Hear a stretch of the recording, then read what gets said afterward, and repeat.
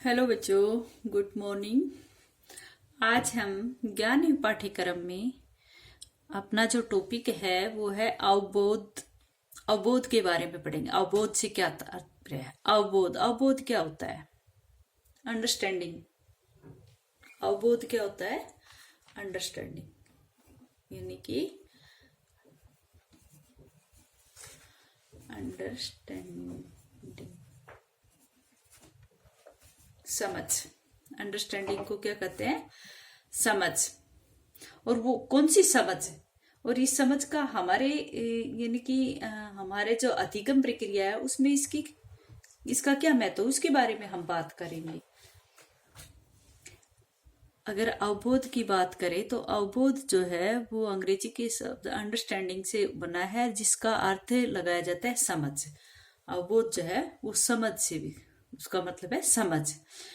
समझ एवं चिंतन, समझ एवं चिंतन अवबोध का अर्थ लगाया जाता है। कौन सा चिंतन? यानी कि थिंक्स। चिंतन कौन सा? थिंक्स, जो सोचते हम, विचार करते हैं, ठीक है, उस चिंतन को चिंतन मनन करने वाली बात कहा गया।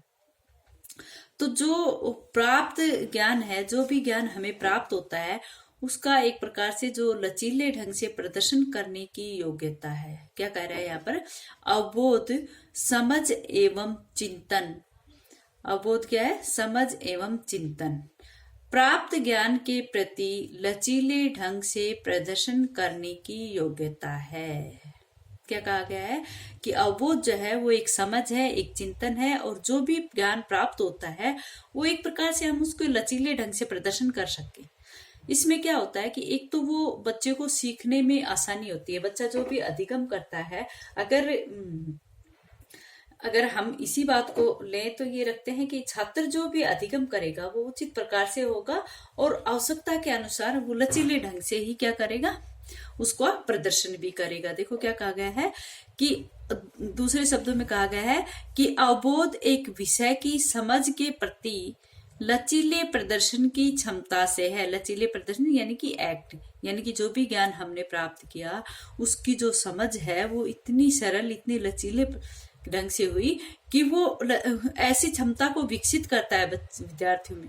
इसमें लचीलेपन पर अत्यधिक जोर दिया जाता है कि भाई जो भी ज्ञान दिया जाता है, जो भी बच्चा यहाँ पर समझ उसमें विकसित हो रही है, वो बहुत ही लचीलेपन से उसमें से मतलब कि वो इतना कठोर न हो। ठीक है, तो लचीलेपन पर अधिक जोर दिया जाता है। इस तथ्य को दृष्टिगत रखते हुए छात्र अधिगम को उचित प्रकार से सीखते हैं तथा आवश्यकता अनुसार लचीले ढंग से ही प्रस्तुत करते हैं। क्या कहा गया है कि विद्यार्थी अधिगम अच्छे ढंग से करते हैं और फिर उसको लचीले ढंग से ही जब अवसर पड़ेगा तो वो उसको प्रेजेंट कर पाएंगे। ठीक है, अब देखो क्या था अवबोध। अवबोध जो है वो एक प्रकार से अंडरस्टैंडिंग है, यानी कि समझ है या फिर चिंतन मनन है। और जो भी ज्ञान हमें प्राप्त होता है उसके लचीलेपन के लिए अवबोध की अवधारणा दी गई है।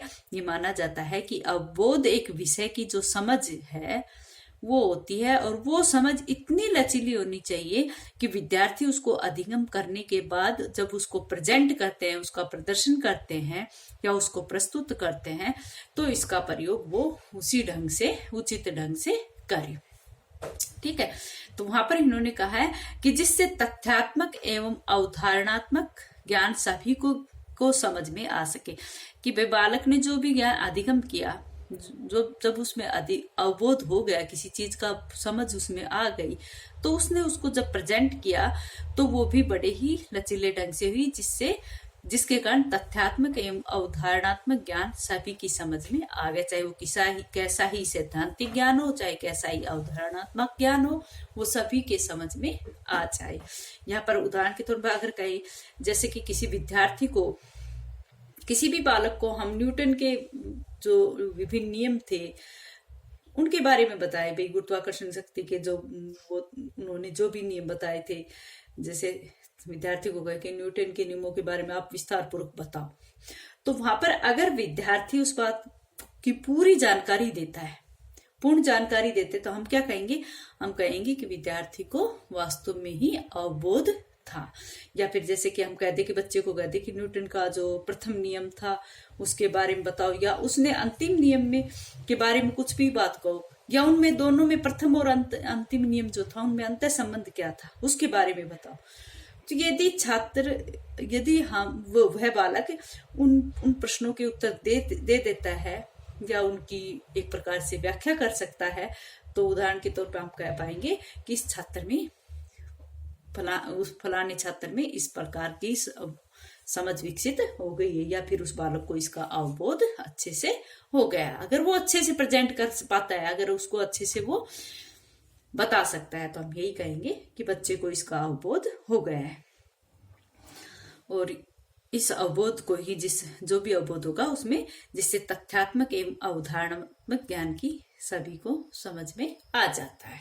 ठीक है, तो ये था अवबोध। आगे देखो, इसका अभिप्राय यह है कि उस बालक का केवल ज्ञानात्मक स्तर का ही अध्ययन हुआ है, स्पष्टीकरण स्तर का नहीं। अगर कोई बालक इतना ही कहे कि भाई न्यूटन का नियम ये था, अगर तो उसका मतलब क्या होगा कि वहां पर वो बच्चा उसका स्पष्टीकरण नहीं दे पा रहा, वो सिर्फ बता रहा है कि ये नियम ऐसा है।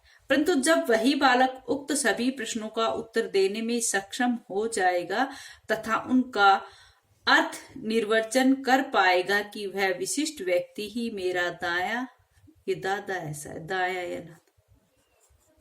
दादा या नाना क्यों है, आदि आदि। यहाँ पर क्या कह रहा है कि अगर बच्चा जैसे किसी का अनुसरण करके बच्चा सीखता है, तो बच्चा अगर किसी व्यक्ति को ये कहे कि मेरा दादा है, मेरा नाना है, तो वहां पर उसका मतलब क्या है कि वो बच्चा सिर्फ उसका ज्ञानात्मक स्तर का ही विकास हुआ है, उसने सिर्फ ज्ञानात्मक स्तर का ही अध्ययन किया है, कि वो उसने ये जाना कि ये इंसान मेरा दादा है और ये मेरा नाना है। ठीक है, लेकिन अगर वो कह रहा है कि अगर वो स्पष्टीकरण स्तर का, अगर उसको स्पष्टीकरण हो गया कि ये मेरा दादा क्यों लगता है और ये मेरा नाना क्यों लगता है, अगर वो इस बात का निर्वचन करता है, इसको अर्थ सहित इसका निर्वचन करता है, तो कि भाई ये व्यक्ति मेरा नाना क्यों है और ये मेरा दादा क्यों, तो इसका मतलब क्या है कि उस बालक को अवबोध हो गया है, उस स्थिति का, उन लोगों के बारे में अच्छे से वो अवबोध कर चुका है।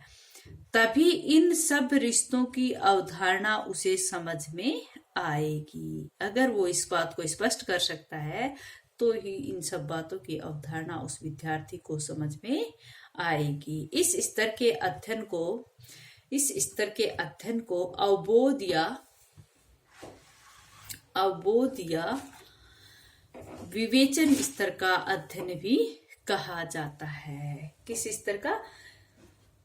देखो, यदि किसी विद्यार्थी से का जो अवबोधात्मक उसको ज्ञान प्राप्त है, उसका अर्थ अगर निर्वचन या स्पष्टीकरण करने की क्षमता का विकास होता है, कि जैसे किसी भी विशिष्ट व्यक्ति को वह कहेगा कि ये दादा, चाचा, मामा जो भी आदि कहना चाहेगा, उन सभी रिश्तों को बालक कब तक सीखेगा? भाई 1-2 साल का बच्चा जो है वो ये जान जाता है कि ये व्यक्ति मेरा दादा है, ये नाना है, ये चाचा है, कुछ भी है। 2 वर्ष के अंदर बालक ये सब कुछ याद कर लेता है।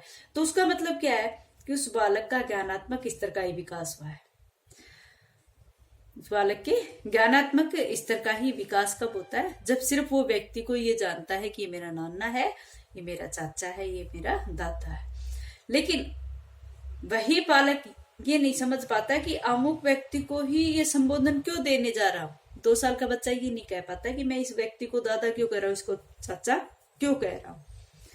ठीक है, जब वो बालक की समझ पाता है कि इन लोगों में आपस में मेरे साथ क्या, मेरा परस्पर इनसे रिश्ता है और वे क्या होता है, तो उसका मतलब क्या है कि उस बालक को अवबोध या विवेचन स्तर का अध्ययन हो गया है, ज्ञान हो गया है। और इसी कारण से वो बालक इस बात को स्पष्टीकरण से स्पष्ट कर सकता है। ठीक है, और उन सभी प्रश्नों का वो उत्तर दे देगा कि ये मेरा दादा है और ये मेरा चाचा है। तो यहाँ पर हम कहेंगे कि ये जो भी अर्थ उस बालक ने लगाया, जो भी बात उसने कही, वो अर्थ निर्वचन कर पाएगा कि विशिष्ट व्यक्ति जो है मेरा दादा है और ये मेरा नाना है। तो तभी वह उन रिश्तों की अवधारणा को समझ पाएगा। इस स्तर का जो भी अवबोध होता है उसको हम क्या कहेंगे? उसको अवबोध या विवेचन स्तर का अध्ययन कहा जाएगा। ठीक है, जो अपना स्पष्टीकरण यानी कि बच्चा जो एक्सप्लेन करेगा उसमें वो इस तरह से अर्थ विवेचन की बातें करेगा कि भाई ये रिश्ता मेरा इससे ये है, इस तरह से हम उस बात को समझ सकते हैं और बच्चा उसको अच्छे से प्रस्तुत कर सकता है। तो ये थी अपनी अंडरस्टैंडिंग की बातें। ठीक, जब बच्चा अर्थ सहित इसका विवेचन करेगा तो वो अवबोध की बातें होंगी। ठीक है, अच्छा बच्चों, आज इतना ही।